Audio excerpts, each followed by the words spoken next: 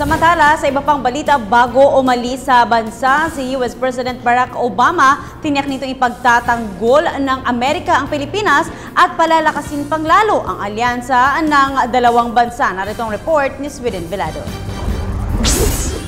Binigyang pugay ni US President Barack Obama sa kanyang talumpati sa Philippine Army Gym sa Fort Bonifacio ang kagitingan at kabayanihan ng mga Pilipino at Amerikanong sundalo ngayong umaga. Mula sa Sofitel sa lungsod ng Pasay, dumating ang US President sa Fort Bonifacio ganap na 9:45 ng umaga ng naka-motorcade at sinimulan ang kanyang talumpati ng 10:00. Sa humigit kumulang 15 minutong talumpati ni Obama, pinasalamatan niya ang pagdalo ng nasa 200 na US service members, gayon din ang iba't ibang local military groups, Philippine Air Force, Army, Navy at Marines, pati na ang mga war veterans. Ayon kay AFP spokesperson Lieutenant Ramon Zagala, magandang makita na magkakadikit at magkakatabi ang mga sundalo ng Pilipinas at US na mula sa iba't ibang grupo. Kasamang dumating sa Fort Bonifacio ni Obama sila US Ambassador to the Philippines Philip Goldberg at National Security Advisor Susan Rice. Sa panig naman ng Pilipinas, ilan sa bahagi ng VIP guests ay sila Vice Presidente Jejomar Binay, DILG Secretary Mar Rojas, dating Pangulong Fidel Ramos, Philippine Ambassador to the United States Jose Cuisia, DFA Secretary Albert Del Rosario at AFP spokesperson Lieutenant Colonel Ramon Zagala. Sa talumpati ni Obama, binigyang diin niya na layunin ng kanyang pagbisita sa Pilipinas ay pagtibaying muli ang alyansa sa pagitan ng Pilipinas at Estados Unidos. Sinabi niya na kasing tibay ng bakal ang alyansa ng dalawang bansa na pinagtibay din ng 60 taong pagsasanib puwersa. Kaugnay niyan, sinabi niya na makakatiyak ang Pilipinas na dedikahan ng Amerika ang ating bansa. For more than 60 years, the United States and the Philippines have been bound by a mutual defense treaty. And this treaty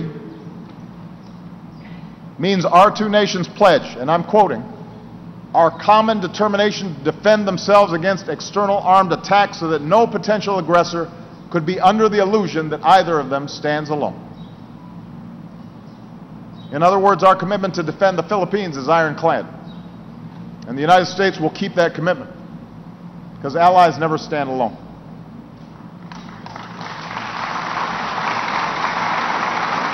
Ayon kay US President Barack Obama, tunay na inspirasyon ang mga veteranong mandirigma at matapos sabihin ito ay nakatanggap siya ng standing ovation mula sa mga sundalo. They are here today. George also happens to be a proud Filipino-American. I want them to stand again and accept our thanks. We are proud of their outstanding service.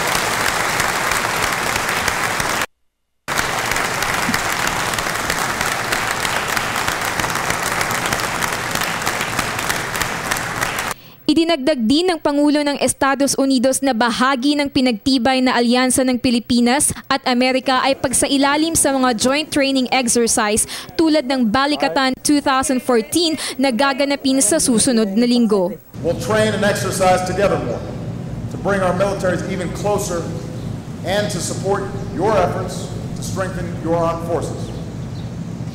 We'll improve our ability to respond even faster to disasters like Yolanda.